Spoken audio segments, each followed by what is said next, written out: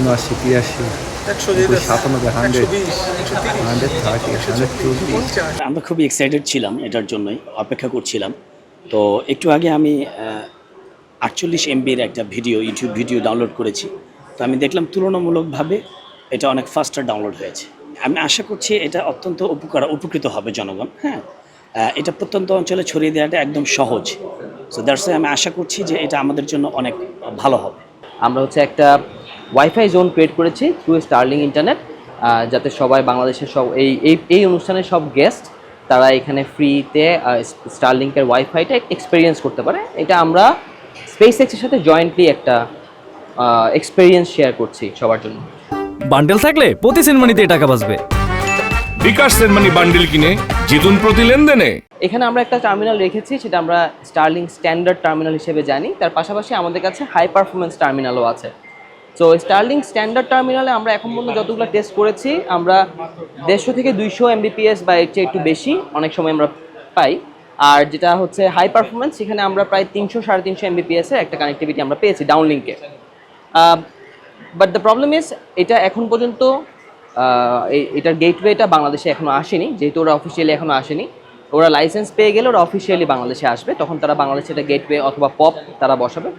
সেটা বসানোর পর আমাদের যেটা হবে, আমাদের ইন্টারনেটের লেটেন্সিটা অনেক কমে আসবে, আমাদের ডাউনলিংক অ্যান্ড আপলিংক স্পিড আরও বেটার এক্সপিরিয়েন্স করা যাবে। তো সেটা আমাদের এক্সপেকটেশন হিসেবে আছে আর কি। এখন যেটা করতে হবে সেটা হচ্ছে স্টারলিং টার্মিনালটাকে একটা ওপেন আন্ডার দ্য স্কাই একটা ওপেন এনভায়রনমেন্টে ইনস্টল করতে হবে, যাতে কোনো অবস্ট্রাকশন না থাকে। অ্যান্ড ওইটার সাথে যে কেবলটা কানেক্টেড, সেটা বাসার ভিতরে কোনো একটা ওয়াইফাই রাউটারের সাথে কানেক্ট করে দিতে হবে। So it's very easy to install. ওই ইজি ইনস্টলেশনে বাসায় আসলে ওয়াইফাই করা যাবে। আমরা চাইলে এটা রাউটারটাকে বাইপাস করে অন্য রাউটার ইউজ করতে পারি, বাট সেটার জন্য একটা ডেডিকেটেড কেবল প্রয়োজন হবে। সেই কেবলটা অ্যাকচুয়ালি স্টারলিং থেকেও নেওয়া যেতে পারে, এখনও আমরা সেটার ব্যাপারে শিওর না।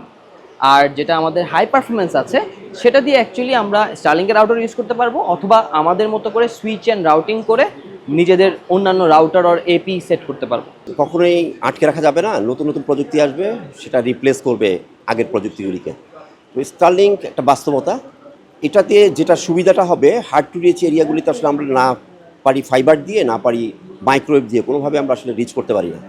তো স্টারলিংক যেহেতু লিও টাইপের স্যাটেলাইট, এবং সে 500 কিলোমিটার উপর থেকেই আসলে কাজগুলি করে, এবং স্টারলিংক প্রায় 46,000-এর মতো লিও স্যাটেলাইট সারা পৃথিবীতে গ্লোবে তুলবে এবং অরবিটে থাকবে। ফলে তার যে স্ট্রেংথ সেটা অনেক বেশি হবে। তো এর আসলে সুবিধা অসুবিধা চ্যালেঞ্জ অনেক কিছুই আছে, এবং ইন্টারনেটের ক্ষেত্রে আলটিমেটলি একটা বৈপ্লবিক পরিবর্তন হয়তো আসবে, কারণ তারবিহীন প্রযুক্তিটা আসলে তখন কাজ করা শুরু করবে। তো আমাদেরকে আসলে এখানে যেটা চিন্তা করতে হবে, আমাদের এক্সিস্টিং যারা ওয়্যার্ড আছে, যারা ওয়্যারলেস আছে, এদের মধ্যে কীভাবে সমন্বয় করা যায়। পাশাপাশি আমাদের নিজস্ব স্যাটেলাইটও কিন্তু একটা আছে, যদিও সেটা লিও না, সেটা জিও স্টেশনারি। তো এগুলি সব কিছুকে মিশেল করে আমরা আসলে এক ধরনের আমাদের যেই প্রতিষ্ঠানগুলি এই সার্ভিসগুলি প্রোভাইড করছে, তার সাথে স্টারলিংকের এক ধরনের কোঅপারেশন এই ধরনের থিম নিয়েই আগাচ্ছি, এবং তাদের সাথে আমাদের এক ধরনের আন্ডারস্ট্যান্ডিংও হয়েছে। তো তাদের এই সার্ভিসগুলি প্রোভাইড করার জন্য আমাদের এখন এক্সিস্টিং যেসব কোম্পানিগুলি কাজ করছে, তাদেরকে নিয়েই আমরা হয়তো বা মানুষের কাছে এটা নিয়ে পৌঁছে যাব। আমরা এমন একটা সিস্টেম করতে চাই যে কেউ চাইলে আর ইন্টারনেট বন্ধ করতে পারবে না। We really need to have systems in place. এটা হচ্ছে খুব ইম্পর্টেন্ট। এটা হচ্ছে নাম্বার 1। নাম্বার 2 হচ্ছে আসলে কীভাবে, যেমন এই যে এই সামিটে কীভাবে আরও ইনভেস্টমেন্ট আনা যায় আমাদের টেকনোলজি সেক্টরে, তারপরে সফটওয়্যার সেক্টরে, কম্পিউটার এবং এই রিলেটেড যে আইটি সেক্টরে যত বেশি ইনভেস্টমেন্ট আসবে, তত বেশি আমাদের জব তৈরি হবে।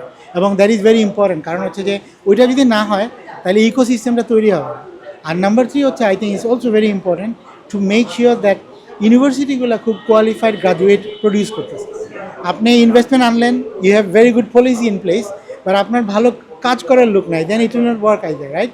সো আমি মনে করি এই 3টা ক্ষেত্রে ইন্টারিম গভর্নমেন্ট আই থিঙ্ক অনেকগুলো অ্যাক্টিভিটি শুরু হয়েছে, এবং আমরা শীঘ্রই এটার রেজাল্ট পাবো।